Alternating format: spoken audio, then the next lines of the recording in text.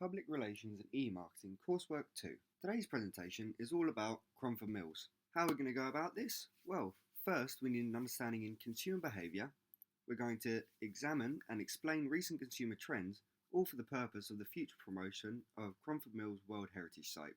How exactly are we going to do this? First of all, we're going to produce a communications plan. This will help explore how to create and implement new ideas to effectively promote and develop Cromford Mills as an attraction.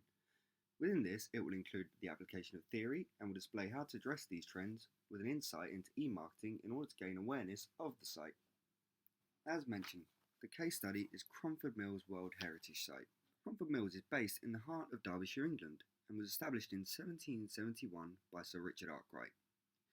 What brought Cromford Mills to fame, essentially, was the fact it was the world's first successful water-powered cotton mill. The device behind this was the water frame. This can be seen in the image just produced. What was this machine? Well, essentially, the first models were powered by water wheels, so the device came to be first known as the water frame.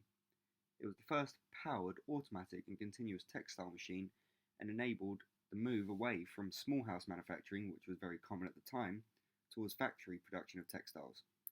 The water frame was also the first machine that could spin cotton threads. So, the question is, what has changed since, reaching such success in 1771? Well, first of all, changing uses. Brewery, it's also been laundries, cheese warehouses, and even a colour works.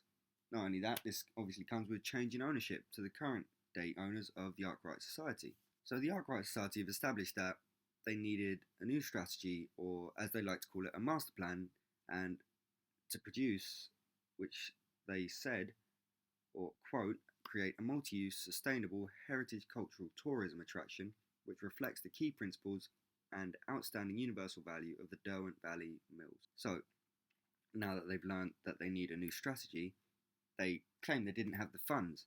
So in December 2012, they received funds from the Duke of Devonshire. This allowed them to recruit external sources to assist with the development of this so-called master plan, and as a final result, hopefully increase profit.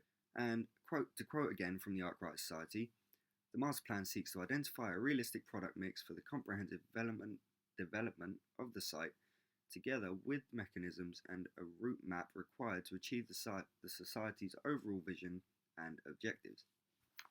So, given the background of Cromford Mills, it can be seen that it needs a new strategy, something to target a different audience.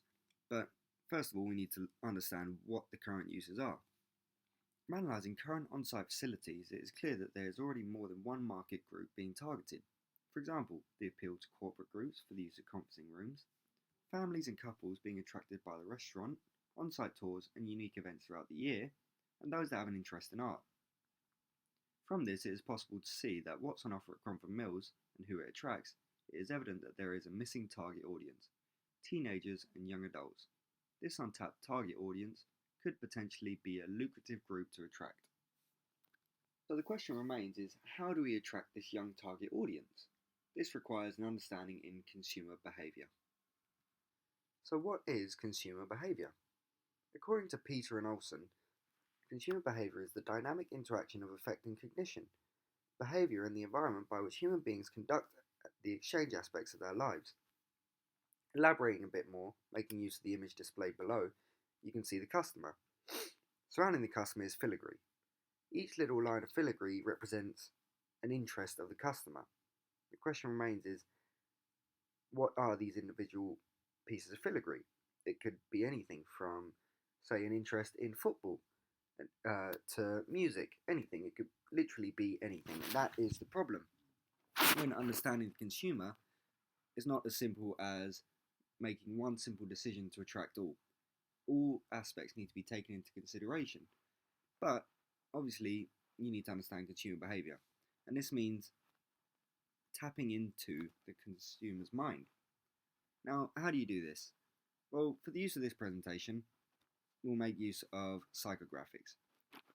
Psychographics are essentially the analysis of the consumer's lifestyle to create a detailed customer profile.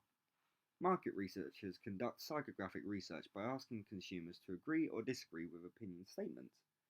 Results of this exercise are combined with geographic, place of work or residence, and demographics, age, education, occupation, etc. Characteristics to develop a more lifelike portrait of the targeted consumer segment. Both of these elements will be made use of further on in the presentation and will be explained in detail in the communications plan. Moving on from consumer behaviour is target market and consumer trends. Now, according to Boykin, target markets are the specific market segments that businesses identify as being more likely to buy their goods or services than other market segments. Now, we've already established who these are.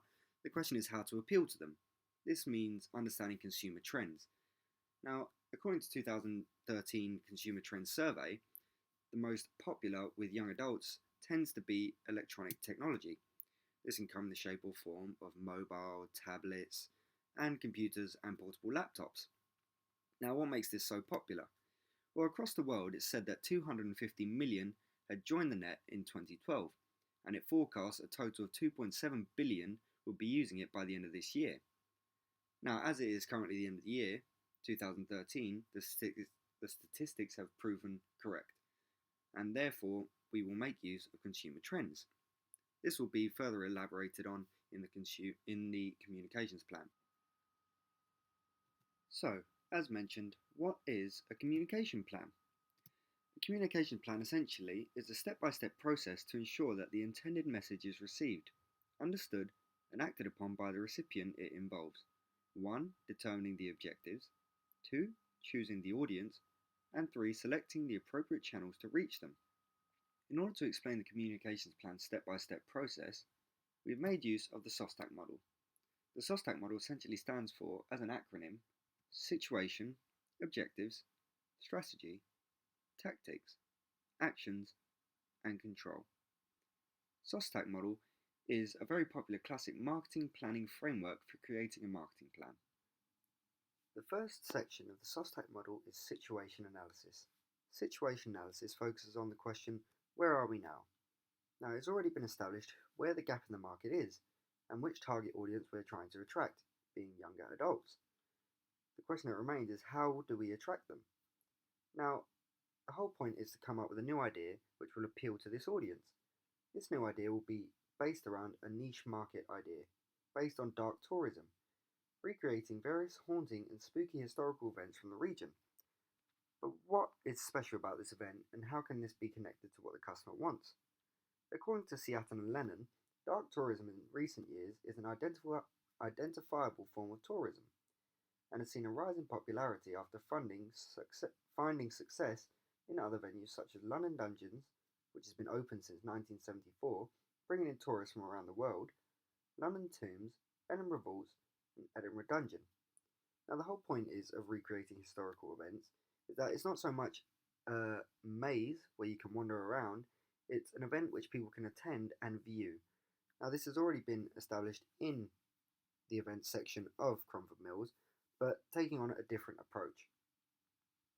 So not only does this have the appeal to younger audiences, but it is a concept which cannot be found within the Peak District, potentially differing from Cromford Mills from its competitors, such as other mills offering similar services or general historical tours behind the production of cotton. The aim is to create a high impact and long-lasting impression that leaves customers thrilled and intrigued. In order to avoid collision with current uses of the site, and to remain true to the Arkwright Society's wish to the venue, to reflect the key principles and outstanding universal value of the site, this will be presented as perhaps only a monthly or seasonal event. The second section of the SOSTAC model is objectives. Objectives focuses on the question of where do we want to be. Now, according to the master plan, the Arkwright Society compares itself to its competitors, New Lanark, which supposedly attracts 400,000 visitors per annum. The Arkwright Society has stated, with product development, marketing, and effective visitor management, similar visitor numbers should be achievable. So this is where they want to be. Now the question is, how are they going to get there? It must be understood that there are two types of goals and objectives. Quantitative, focusing on measurable results and figures, and qualitative, which is able to add more specific value, improving the image of the site. Now both of these must be taken into consideration, as a rise in figures, visiting the site is just as important. This all falls under customer relationship management. Following on from objectives is strategy. Strategy asks, how do we get there? In order to do so, this will be done by making use of a differentiation strategy. This varies from, say, a business strategy which focuses solely on a competitor basis. But as this is a unique event and it has no competitors and is one of a kind, the differentiation strategy is best suited for this. The next stage is tactics. Tactics asks, how exactly do we get there? This is where the use of e-marketing is used. This allows for the promotion of new information around events from a different perspective to traditional marketing. E-marketing allows for the identification, anticipation, and customer satisfaction requirements, but in a different form. E-marketing is applied via electronic media, not only keeping customers up to date with new information, changes, and upcoming events, but creating a direct interaction with customers and allowing them a forum which to express their thoughts and opinions, gaining not just a mutual trust from business to consumer, but consumer to business. So, as a current date, what tools do they make use of? The Arkwright Society currently makes use of blogs, social media, YouTube, and personal website. This gives us a platform to work on. Second to last stage of the SOSTAC model is actions. Actions explains the details of tactics. As mentioned, the Arkwright Society currently makes use of Facebook and Twitter to its full potential, interacting with customers directly. A YouTube account has also been made use of, but on a non-official basis. By this, it's meant that there is no official Cromford Mills account. Changes to this must be made for a more professional image. The final online tool is its personal website. There are many issues surrounding this topic. Firstly, there are two different sites. This must be changed not only for a professional image, but for ease of use for the customer. The final stage of the SOSTAC model is control. How to monitor performance. As this is a unique event, it is recommended that a review is held on a 2-monthly basis to monitor progress. This will come in two forms: questionnaires distributed directly to visitors after the event, and online cookies. A cookie is a small amount of data generated by a website and saved by your web browser.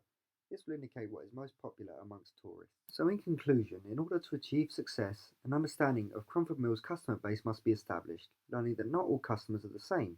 Each is an individual, hence why customer behaviour is a key part of gaining knowledge for customer retention. This presentation has outlined the importance of consumer trends and how to apply them to the Arkwright Society's advantage, and how to create an effective communications plan for new attractions. It is hoped that this presentation outlines some of the pitfalls that Cromford Mills currently faces and provides some recommendations that are easy to implement and monitor with going forward to boost success and increase attraction and visitor satisfaction.